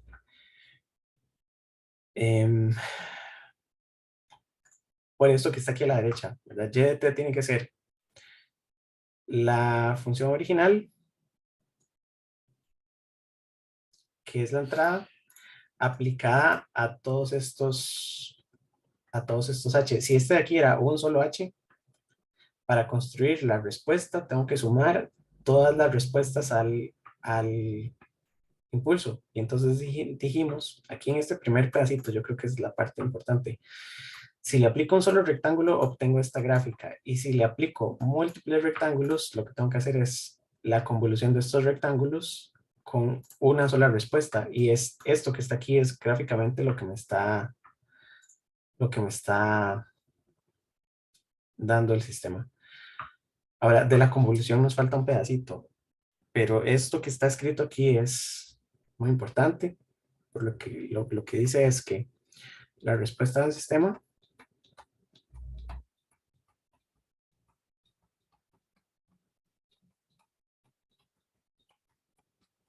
TI es la convolución de la entrada con la respuesta al impulso.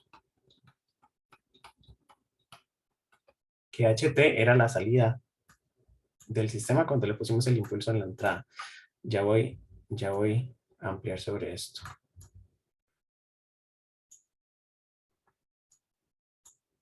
Okay. Más o menos. Creo que queda más fácil si uno lo ve gráficamente. Entonces voy a abrir aquí. Voy a hacer un pequeño ejemplo.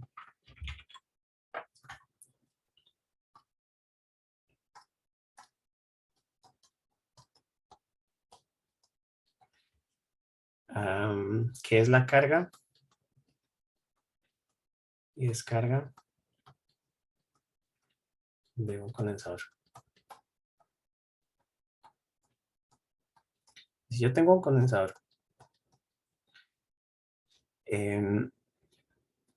y tengo que este condensador va a cargar a través de una resistencia y va a descargar a través de una resistencia. Y aquí lo que voy a hacer es que voy a ponerlo en la entrada, pero se la voy a poner con un interruptor. Entonces, este interruptor va a abrir y cerrar en diferentes tiempos y esto es una tensión de entrada, esto es una resistencia, esto es otra resistencia, digamos que son iguales para que cargue y descargue. Bueno, no pueden ser iguales, tienen que cargar en cierto tiempo, descargar en otro. Pero bueno, ahí tendríamos que empezar a hacer ecuaciones, no quiero complicar mucho el ejemplo. Entonces, la cuestión es que en la entrada yo voy a tener funciones rectángulos. Porque yo lo que voy a decir es que la tensión en el condensador primero se la voy a poner y después se la voy a quitar, se la voy a poner y se la voy a quitar. Entonces, la entrada sería la tensión aquí en esta posición. Entonces, X de T tendría que ponerle, bueno, que voy a mantenerlo apagado, después lo enciendo un rato y después lo apago. Para hacerlo así sencillo. Y podríamos poner incluso que la vamos a centrar y entonces que en el instante cero vamos a encender ese circuito, vamos a mantenerle la tensión un ratito y se la vamos a apagar. La respuesta al impulso no la conocemos y eso es un problema, pero de hecho se puede medir y ya lo vamos a medir con Fourier. Espero que me dé tiempo. Yo les dije que solo íbamos a hacer este pedacito de clase, entonces ahorita tal vez nos quedamos un ratito más y salimos. Entonces, esta es la señal de entrada. Resulta que la señal que yo necesito es la señal de salida, digamos que es YT, que es lo que me va a decir la carga y la descarga del condensador. Lo que yo necesito hacer es modelar todo esto como si fuera un sistema. Y entonces yo voy a hacer que X de T sea la entrada de un sistema que tiene por función de transferencia la respuesta al impulso. Y esto es Y de T. Esto es muy poderoso porque entonces Si h de t es la respuesta al impulso, es la respuesta a uno de estos rectangulitos, obviamente en el límite. Pero entonces me permite utilizar cualquier señal en la entrada para modelar cualquier salida, simplemente conociendo esto. Y esto se puede medir. De hecho, la manera de medirlo es con Fourier. Y ya casi lo voy a poner. Entonces, lo que tengo que hacer es, en los sistemas LTI, saber que YT es igual a X de T convolución HT. Y la convolución es un operador que cumple con la propiedad, ¿cómo se llama? Asociativa no es, distributiva tampoco, conmutativa. El operador convolución es conmutativo, entonces no importa cuál ponga primero y cuál ponga después. La cuestión de la convolución es que es una operación que teníamos definida en la integral, en estas integrales, y la convolución se define como la función original multiplicada punto a punto por la segunda función invertida en el tiempo, porque ven que la variable es tau, entonces es invertida en tau y desplazada un tiempo t. Entonces, para poder hacer esto gráficamente, lo que hacemos es que si a este circuito le metemos un solo impulso, tenemos que tener el sistema caracterizado. Digamos, bueno, ya se conoce cuál es la respuesta al impulso de un condensador, ya se ha estudiado. Nosotros no la hemos visto, pero entonces la voy a poner aquí. La respuesta h de t es una función exponencial, la descarga exponencial. Entonces, esto es h de t, porque resulta que si a este circuito ustedes le meten un pulso y dejan se acabe ese pulso, el condensador carga un pedacito y se empieza a descargar exponencialmente. Entonces, esta es la respuesta al impulso. Y lo que yo quiero es hacer la convolución de estos dos sistemas, porque entonces no importa lo que yo ponga aquí, puede ser este rectángulo, puede ser un triángulo, puede ser cualquier onda, el circuito me va a dar diferentes funciones a la salida. Si tengo aquí una senoidal, la senoidal la convoluciono con esto, y me queda entonces la respuesta del sistema. Eso es poderoso porque entonces yo no necesito más matemática para expresar todo este sistema como bloque, ¿verdad? Ya si quiero una senoidal de entrada, en CA ya hicieron este circuito resuelto con fasores, etcétera, pero ya no necesitamos nada de fasores porque tenemos la respuesta al impulso. Entonces, con la respuesta al impulso, convolución de lo que sea en la entrada, me da la respuesta en la salida. Y no tengo que hacer más matemática, solo es una convolución. La convolución, el problema es que es difícil de calcular porque, como les dije, aquí Pablo tenía un demo y me lo voy a robar también. Es de otra universidad, inclusive. ¿Qué me da la convolución de dos señales? Para poder hacerla gráficamente. Y esto es algo que se podría hacer a mano también con funciones relativamente sencillas. Entonces vamos a hacer primero dos rectángulos.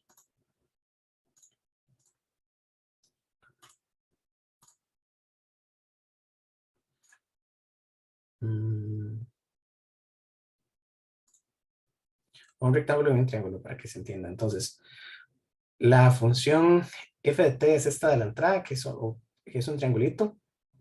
Y la función h de t es esta roja, que es la función del sistema. Entonces, lo que yo tengo que hacer es, según la definición aquí, si yo quiero x de t convolución h de t, es esta que está aquí. Entonces, x de t la mantengo, a h de t le doy vuelta y la empiezo a desplazar.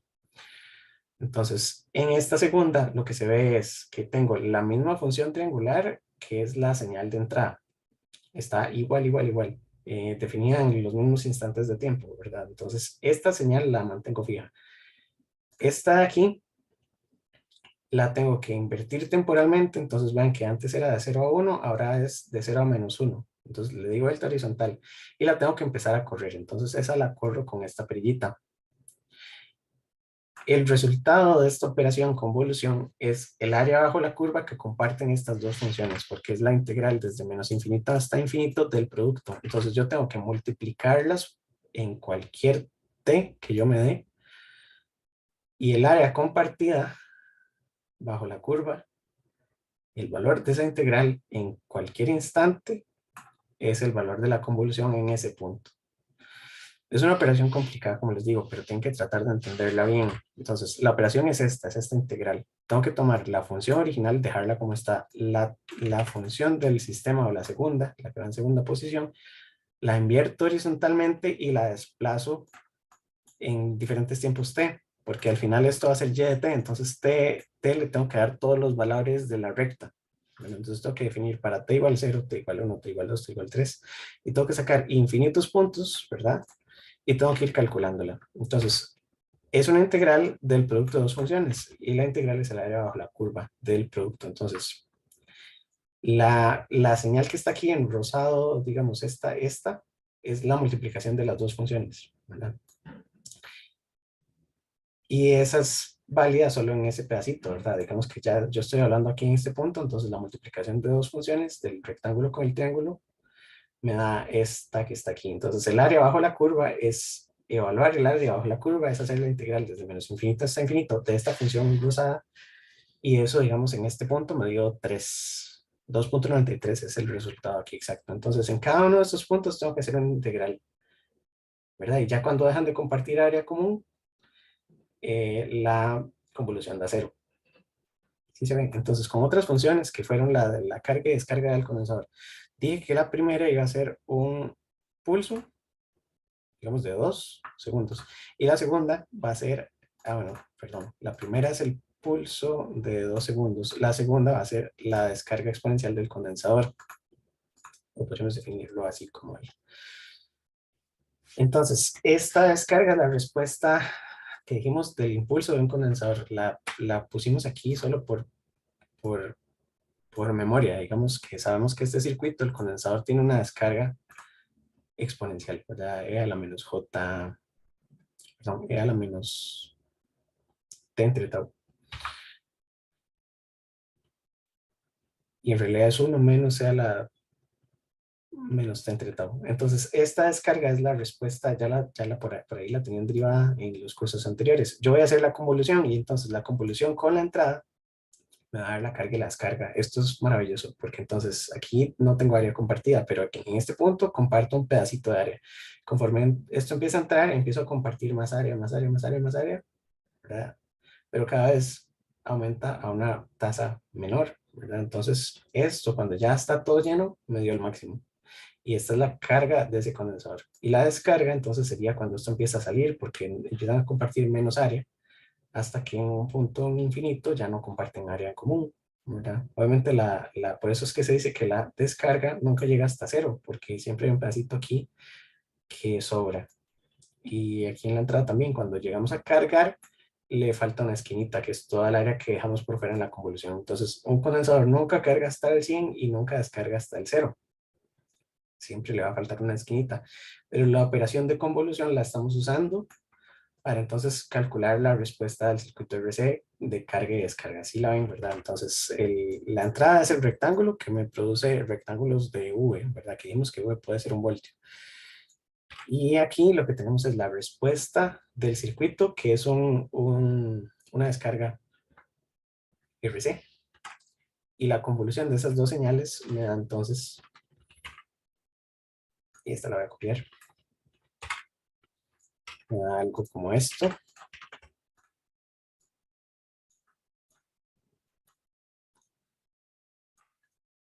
Obviamente me va a dar con el ancho del rectangulito de arriba, ¿verdad? Entonces esto lo tendría que hacer más o menos por aquí, para que me quede con la misma cantidad de cuadritos, ¿verdad? La idea es que esta convolución me va a dar la carga durante este tiempo y después la descarga cuando ya salió del rectángulo. Más o menos así, esa es la idea general. Entonces, ya para ir terminando esta clase, la convolución es de las cosas más importantes que pueden aprender, porque la respuesta de cualquier sistema LTI es la convolución de la entrada con la respuesta del impulso. Esto se puede hacer por Fourier, que este es el pedacito que me falta. Después no vemos que son sistemas causales y sistemas estables. Es un pedacito que falta, pero vamos a ver si puedo resumirlo. Tengo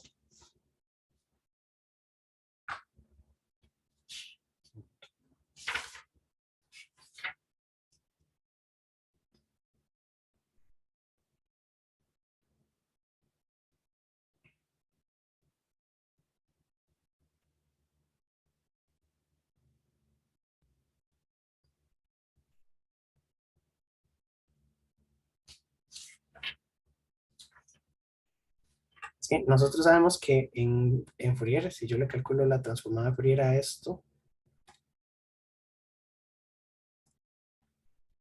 de y de t, sería la transformada de Fourier de este producto.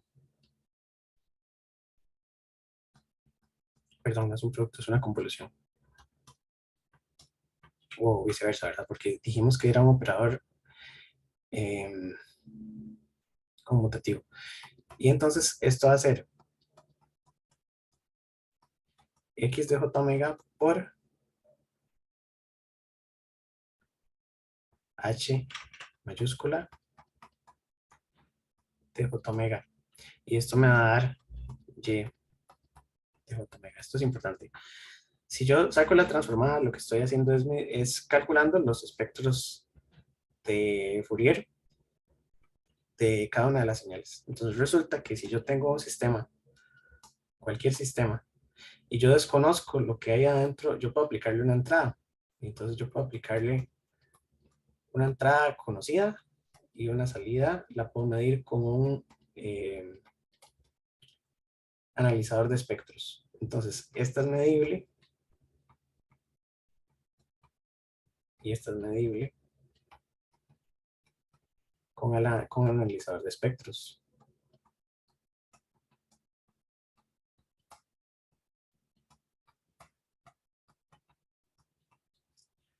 Entonces, si yo tengo X y tengo Y, yo puedo despejar H de la ecuación. Y entonces yo puedo decir que la respuesta a un impulso siempre va a ser Y de j omega entre X de j omega, y esto también es muy poderoso porque entonces yo con el analizador de espectros voy, mido la entrada, le saco la densidad espectral de potencia y el aparato me la da.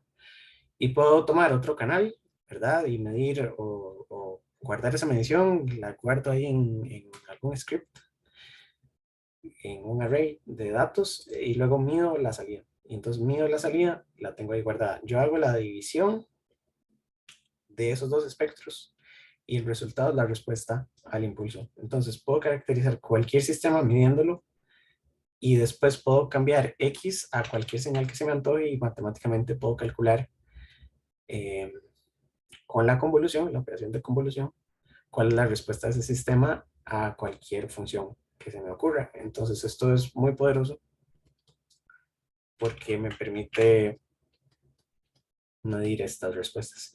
Que de hecho se utiliza también, Pablo mencionaba en las clases, en redes neuronales convolucionales, convolutional neural networks, donde vamos a tener muchas funciones y la red tiene que ir ajustando estas funciones.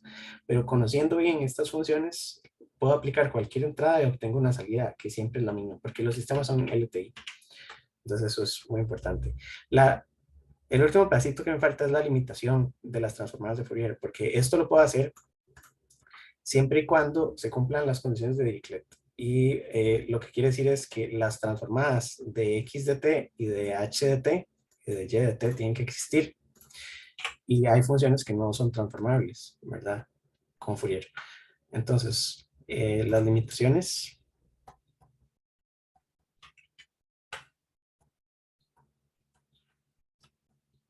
de Fourier, que es el último pedacito, esto me gustaría que lo revisen, es en sistemas causales y estables. Solo para ponerlo, porque no me gustaría que se vayan sin esto. Un sistema causal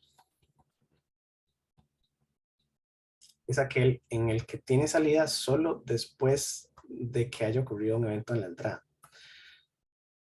Para ponerles un ejemplo, un sistema causal sería, si ustedes están ahí en la casa y está lloviendo un montón y ustedes ven que hay rayería, entonces ustedes primero ven el rayo caer, ¿verdad? El sonido lo escuchan hasta después.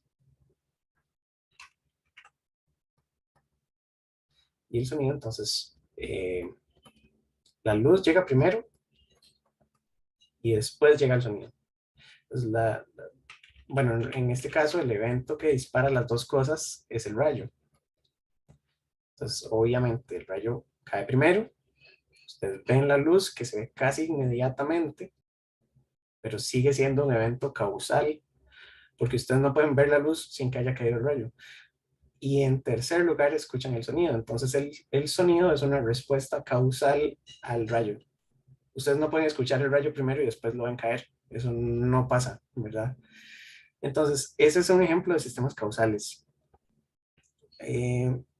Y en matemática, entonces, se tiene la misma idea. Si yo tengo un sistema causal, yo puedo tener la respuesta a un evento, digamos, hay un delta que ocurrió en el origen, que esto es x de t. El sistema es causal si la salida es cero antes de ese evento.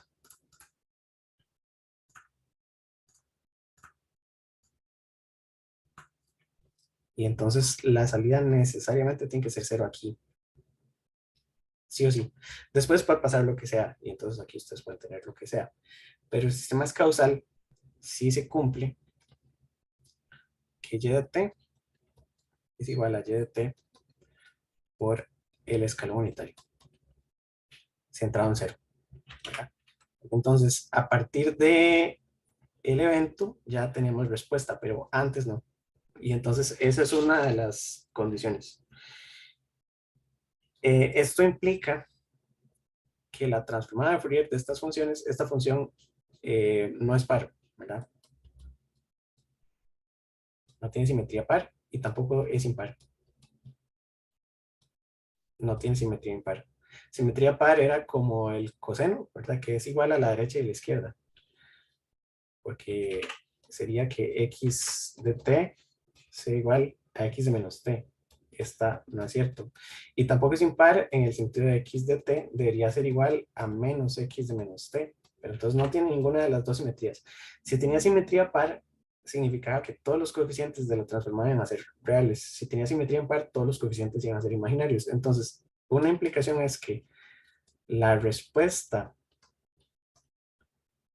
de Fourier de una señal causal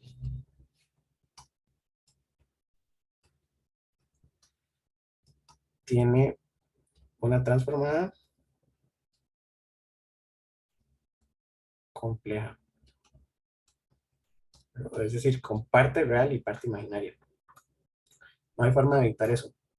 Entonces, todas las o muchas de las señales físicas que tenemos en ingeniería son señales que describen, o sistemas también, son sistemas que son causales. Entonces, la respuesta del sistema es causal porque no puede ser anterior a su entrada. Entonces, todas las salidas son posteriores a su entrada.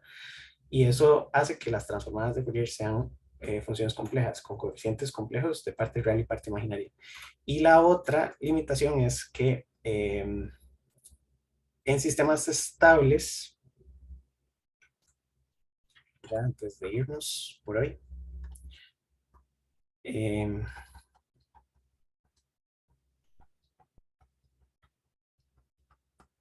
un sistema estable, podemos ver sistemas inestables. Pablo ponía el ejemplo de que si ustedes tienen un avión, el avión, ustedes necesitan estarle haciendo cosas siempre para que el avión siga volando, porque si ustedes dejan de ponerle combustible, el avión se va a caer. Si dejan de mover los alerones, el avión de fijo se va a estrellar porque no puede balancear las fuerzas externas de la velocidad del viento y todas estas cosas. Entonces, el avión necesita estar siempre bajo control, ¿verdad? Y hay que aplicarle control para que se vuelva un sistema estable. Entonces, los sistemas son estables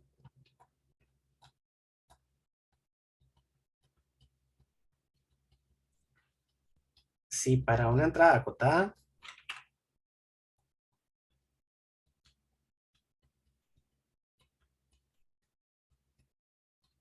y ahorita ponemos la matemática, produce una salida acotada. Habíamos hablado también de acotadas en el tiempo. Estas serían las en el eje vertical, ¿verdad? Entonces, que si yo le doy al sistema una entrada acotada, las entradas acotadas se definen como que la magnitud de x de t sea menor o igual que un máximo que yo defino. Vamos a ponerle a sub x. Es decir, que la entrada no puede sobrepasar ciertos valores. Yo sé que la entrada de ese sistema va a estar en esos límites. El sistema necesariamente me tiene que producir una salida cuya valor va a estar dentro de un rango. Entonces, si eso se cumple, yo puedo decir que el sistema es estable, porque la salida es acotada. El problema de muchos sistemas es que se salen de control cuando no se cumple, ¿verdad? Si yo le doy una entrada dentro de ciertos límites, el sistema se sale de un rango. Eso le sucede, por ejemplo, a los sistemas retroalimentados. No sé si llevaron discretos y con qué no llevaron, pero depende del lo que hayan visto. Si tenemos un sistema de ganancia o un sistema de retroalimentación y eh, tomamos parte de esto, lo restamos aquí y esta es la entrada y esta es la salida. Depende de lo que suceda en este lazo de retroalimentación de la fase y un montón de cosas, no sé si se acuerdan, margen de fase y margen de ganancia, puede que la salida esté dentro de ciertos rangos o puede que se convierta en retroalimentación positiva. En el mejor de los casos esto oscila, pero en el peor de los casos el sistema se satura y entonces es como si yo tuviera aquí no sé, un micrófono y el micrófono me da una señal. Yo sé que es acotada porque digamos que está entre más un voltio y menos un voltio. La salida, si yo le doy mucha ganancia al amplificador y empiezo a subir, subir, subir, subir, puede que llegue a un punto donde se pase de VSC o llegue de cero para abajo, digamos que sea solamente de valores positivos, o no importa, VSC a menos VSC. Pero si yo me salgo de este rango, el amplificador me va a empezar a dar distorsión, porque entonces, digamos que la entrada era cenital, la salida me va a recortar aquí estos pedacitos. Pero esto es porque físicamente el amplificador me lo recorta. Pero en sistemas inestables esto no pasa. En sistemas inestables esto podría tender a infinito. Y entonces si esto tiende a infinito, el sistema se vuelve inestable. Esos son los puntos que hay que tratar de controlar para que el sistema vuelva otra vez a un estado que esté acotado. Entonces, básicamente, el problema principal es que yo puedo calcular transformadas de Fourier de sistemas que son acotados, porque para que una transformada exista, eh, para que exista la transformada de Fourier, esto es un operador, entonces son llaves de x de t, x de t debe ser absolutamente integrable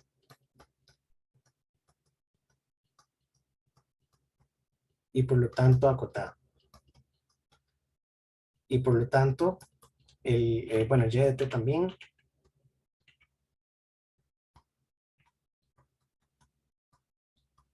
Entonces, y de t lo mismo.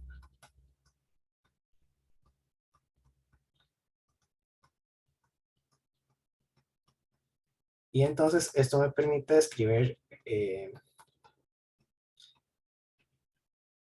sistemas estables, ¿verdad? Yo puedo calcular la transformada de la entrada y la salida y encontrar h de j omega solo si el sistema es estable.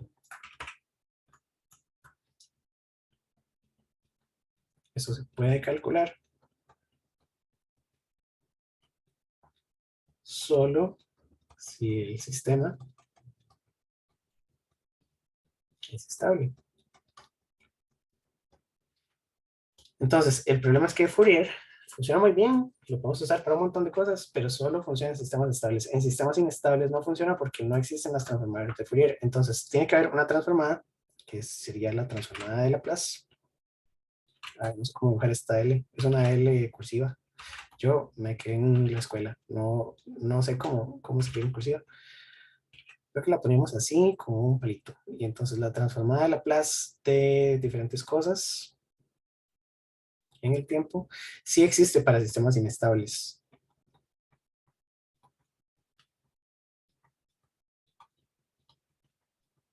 Tanto sistemas estables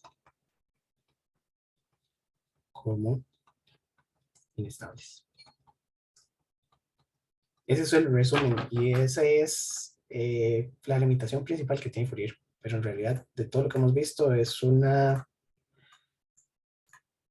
transformada que funciona para un montón de cosas y lo principal, o para lo que vamos a estar usando Fourier más adelante, es para calcularle la respuesta al impulso a los sistemas y entonces poder después describir cómo va a ser la salida de ese sistema ante cualquier función que a mí se me ocurra, no necesariamente el rectángulo, esto yo lo puedo cambiar por otras y entonces en el ejemplo de los condensadores, si yo mantengo esta función de descarga y yo le aplico entonces en la entrada f de t a, no sé, una rampa y quiero ver cómo responde el sistema, esta es la respuesta del sistema. Si le pongo en lugar de una rampa una señal triangular, entonces el sistema del condensador me responde de esta manera. Si en la entrada le pongo un tren de pulsos al condensador, el condensador me responde de esta manera. Y es una maravilla, porque yo el condensador solo sé que descarga exponencial cuando le pongo impulso. Entonces no importa la entrada que yo le ponga, puedo obtener todas las formas de onda posibles sin tener que irme a toda la matemática de SA o tener que hacer los fasores o todo lo demás, ¿verdad? Ya no tengo que hacer fasores ni nada. Lo único que ocupo son las transformadas y la convolución. Entonces el operador de convolución es una salvada en ingeniería. Y bueno, básicamente eso es, esta fue la clase de hoy. Gracias a todos por asistir. Quedamos hasta aquí. Esta es la clase de 23. La otra semana nos dedicamos a Laplace, una clase, bueno, 2 clases de Laplace y 4 clases de Z y eso fue todo. Entonces, lo que les decía al principio es que para el examen lo teníamos agendado según el blog del curso para el sábado 22. Pero como les dije al principio de la clase, cuando éramos poquitos, como somos, un segundo, para abrir esto. em, como el curso es tan denso y la última clase es el 20, yo quería hacer el examen el 22, quedan muy pegadas, entonces no vamos a hacer un examen convencional, vamos a hacer una práctica, que va a ser un examen final, pero tipo práctica. Y lo van a entregar después, el 24 a medianoche, para que tengan suficiente tiempo y que tomen el examen como si fuera una práctica. Es mucha materia y es un curso muy denso. Y no quiero hacerlo así como limitado en el tiempo, ¿verdad? Porque otra alternativa es solo hacerlo el lunes y ya, o solo hacerlo el domingo y ya, o solo el sábado y ya, pero mejor lo dejo igual el sábado, que me lo entreguen el lunes a medianoche, yo lo califico martes y miércoles. Y las actas son el jueves, ¿verdad? Entonces esto es lo que propongo y creo que lo vamos a hacer así. Le subo el examen el 22 y me lo entregan el 24 a medianoche. Pero bueno, todavía nos falta entonces la Plaza y Z, que son temas importantes. Creo que ya cubrimos el núcleo central de señales y sistemas, lo cubrimos hasta hoy. De hecho, hoy era una de las clases más importantes. Ya me extendí un montón, pero es muy importante porque el teorema de muestreo y la convolución es lo que se deberían llevar para los cursos siguientes. Es de lo más importante de señales y sistemas. Lo demás es todo lo que había que rampear para llegar hasta acá. Y bueno, la otra semana son casos especiales de cambiando una variable por otra o haciendo ahí manipulaciones matemáticas, pero ya vimos el núcleo, entonces no debería tardar tanto tiempo explicando lo que sigue. Quedamos hasta aquí. Muchas gracias a todos y nos vemos la próxima semana. Gracias, profesor. Profe, Profe, Profe, gracias, hasta luego. sí, voy a parar Pro- aquí.